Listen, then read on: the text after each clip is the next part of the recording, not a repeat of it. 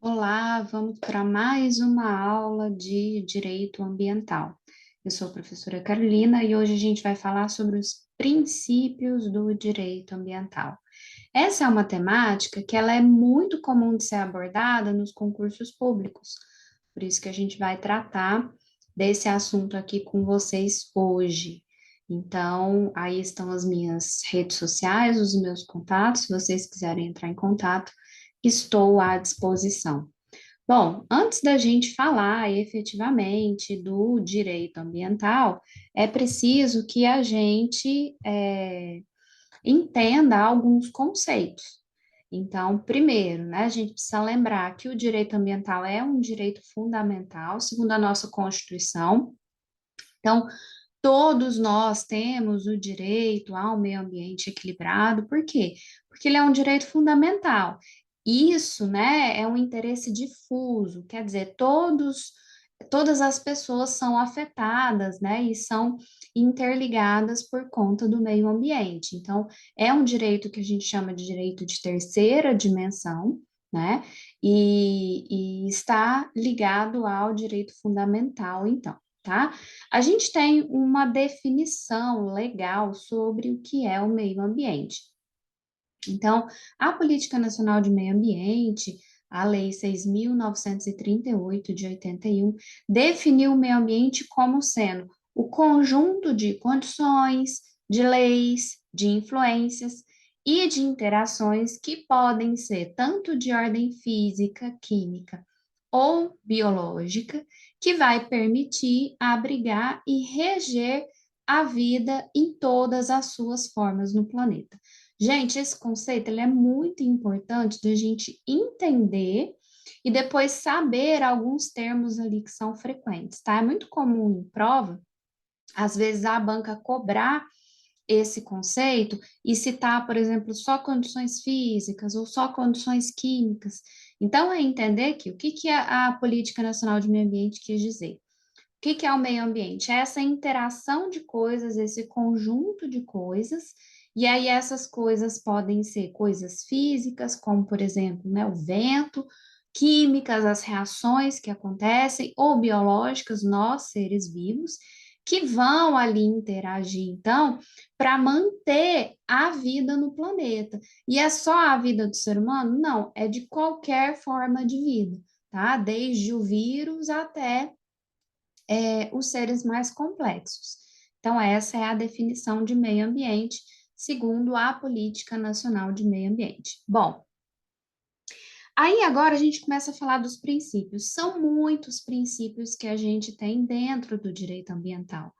Mas aqui nós vamos trabalhar alguns que, obviamente, são mais frequentes de serem cobrados lá nos concursos, e alguns que eu considero importante para a gente, inclusive, entender ali depois em outros momentos, entender as definições, né, entender as legislações no âmbito ambiental. Então, o primeiro princípio que eu queria falar aqui é o princípio do ambiente ecologicamente equilibrado. Então, o que que esse princípio fala? Esse princípio é como se fosse um princípio básico mesmo, que é o que está dito lá na Constituição, né? Ele fala que, como o direito ambiental é um direito fundamental, todo mundo tem direito a um ambiente ecologicamente equilibrado que está relacionado com a dignidade da pessoa humana, com o direito à vida. Então, se a gente não tem um meio ambiente equilibrado, a gente corre risco de vida e a gente, então, acaba prejudicando a dignidade da pessoa humana. E isso está previsto lá na Constituição Federal de 88. Então, na Constituição, o artigo 225, que fala especificamente sobre o meio ambiente, fala que todos têm direito ao meio ambiente ecologicamente equilibrado, bem de uso comum do povo e essencial à sadia qualidade de vida, impondo-se ao poder público e à coletividade o dever de defendê-lo e preservá-lo para as presentes e futuras gerações. Então, aqui está falando que todo mundo tem direito, né, a esse ambiente ecologicamente equilibrado. E isso, de fato, é um direito fundamental, tá? O segundo princípio é o princípio do desenvolvimento sustentável. Esse princípio, ele às vezes não aparece assim lá na prova, né, nas questões, como uma questão falando do princípio em si, mas acaba aparecendo de formas transversais, tá? Então, o princípio do desenvolvimento sustentável, ele está pautado no tripé da sustentabilidade.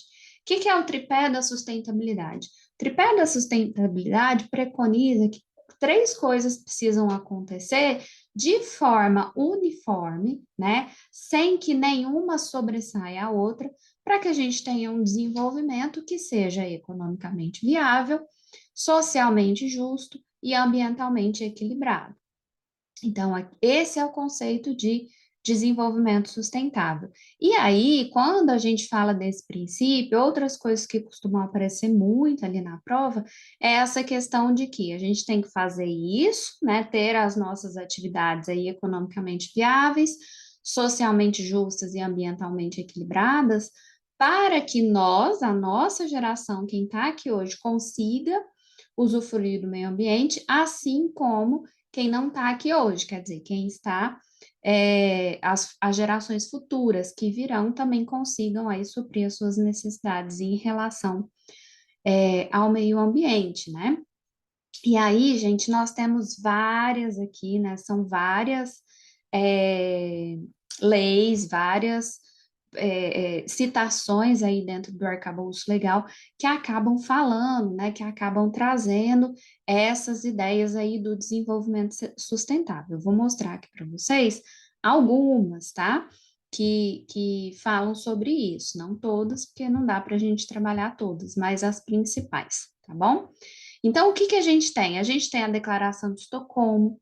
Essa declaração fala que, na verdade, lá em Estocolmo, em 1972, a gente ainda não falava o termo desenvolvimento sustentável, mas ali já se era discutido o termo ecodesenvolvimento, e aí lá em 81 também a Política Nacional de Meio Ambiente trouxe, né, essa ideia de compatibilização do desenvolvimento ambiental ou econômico e social junto com a preservação, que também é aí, né, uma,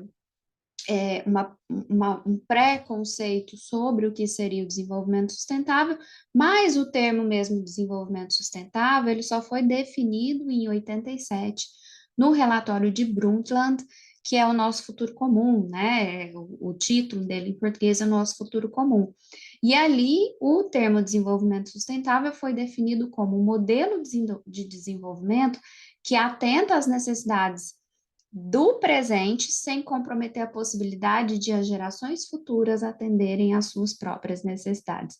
Então, notaram que aqui tem algumas palavrinhas que são palavras-chave, que são palavras que vão estar presentes sempre aí, que é, primeiro, esse equilíbrio entre essas três coisas, então é o econômico, o social e o ambiental, e depois isso tudo para garantir para as presentes e para as futuras gerações esse uso dos recursos, tá? Então, isso é muito importante, isso sempre ajuda a gente aí a identificar o que, que é, qual o princípio que é lá na hora da prova. A Constituição de 88 também traz falando, né, alguma coisa sobre isso, não o termo desenvolvimento sustentável em si, mas lá no finalzinho daquela frase que eu acabei de ler para vocês, a gente fala, olha, tem que defender e preservar o meio ambiente para as presentes e futuras gerações. Então, aqui está implícito o conceito de desenvolvimento sustentável. Em 92, a gente teve a reunião aqui, né, da Eco 92 no Rio de Janeiro, e que foram elencados aí vários princípios. A gente tem vários deles que falam sobre desenvolvimento sustentável, porque foi a partir de 92 que isso começou a ser bem discutido mesmo internacionalmente. E nós temos ainda uma jurisprudência do STF de 2006 que também fala do desenvolvimento sustentável, ressaltando isso, né? Que a gente tem o direito à preservação do ambiente, que traduz bem de uso comum da generalidade das pessoas, a ser resguardado em favor das presentes e futuras gerações, tá? Então, atentem-se sempre aí para essas palavrinhas chaves que acabam aparecendo. Terceiro princípio é o princípio da solidariedade intergeracional, do princípio da, ou princípio da equidade, desculpem. Então, o que que é esse princípio da solidariedade intergeracional ou princípio da equidade? A gente acabou de falar ali que dentro do conceito de desenvolvimento sustentável, eu tenho essa questão de preservar para as presentes e futuras gerações.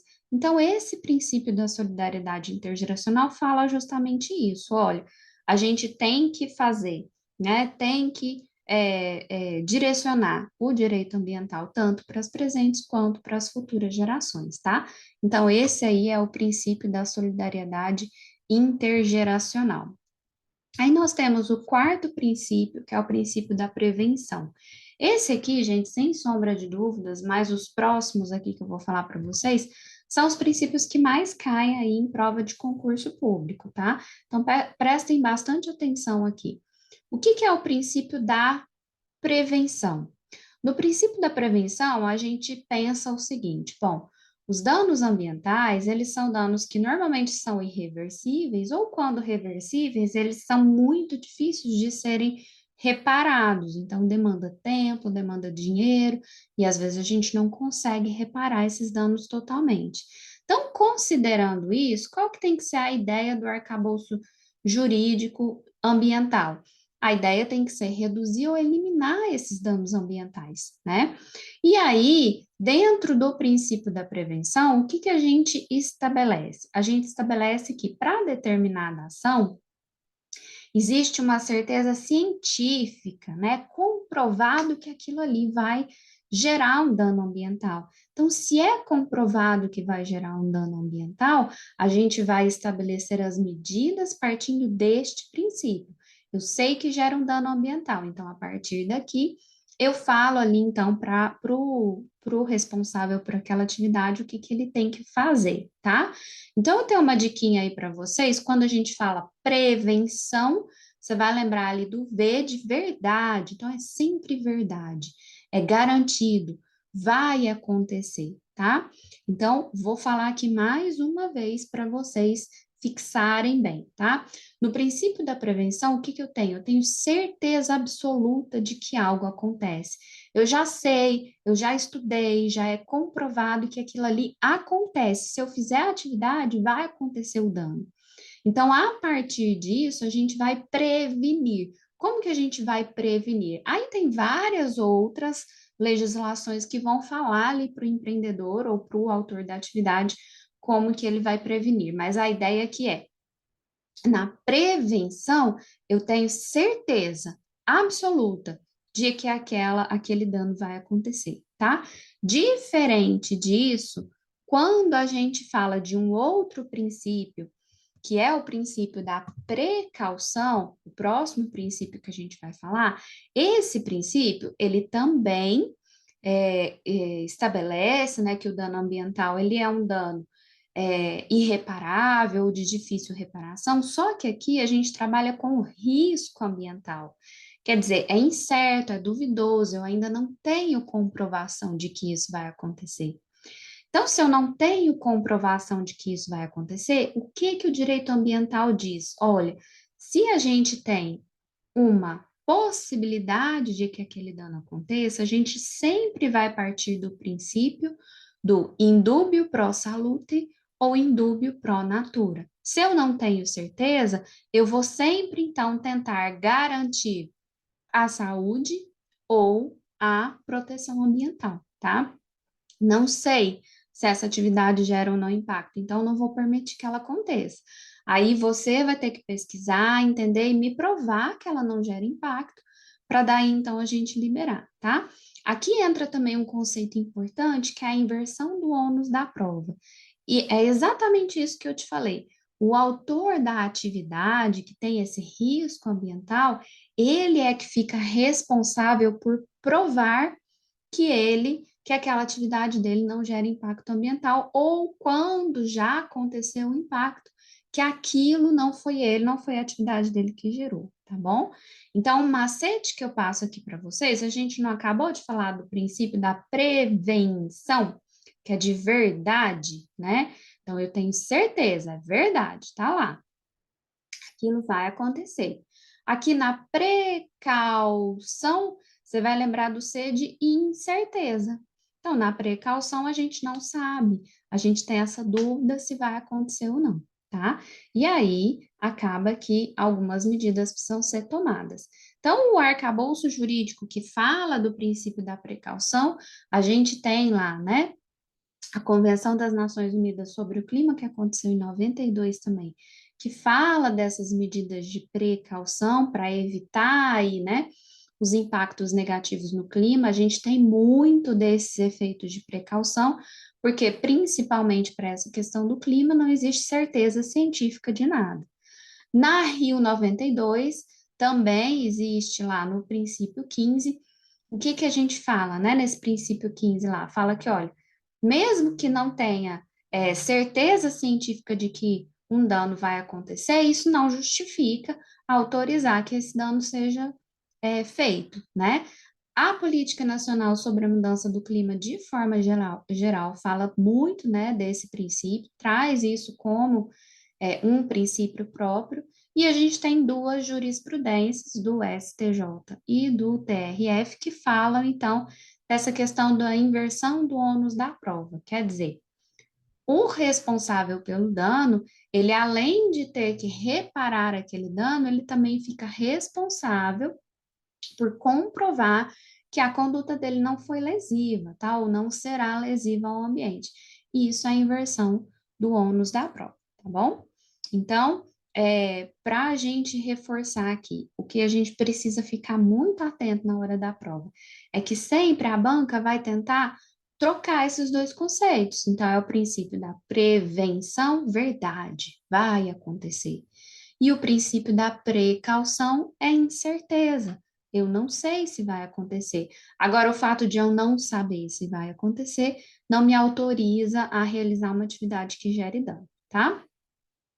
Aqui eu trago dois exemplos assim, bobinhos, só para a gente poder, às vezes, fixar aí se as letrinhas não te ajudarem nessa fixação. Então, por exemplo, olha, quando a sua mãe vira para você e fala assim, ó, vai chover, mas se fosse eu levava um guarda-chuva.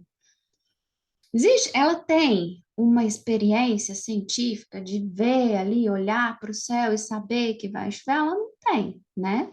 Não existe isso. Mas por precaução, você pega lá um guarda-chuva, coloca na bolsa, ou leva no carro, enfim, tá?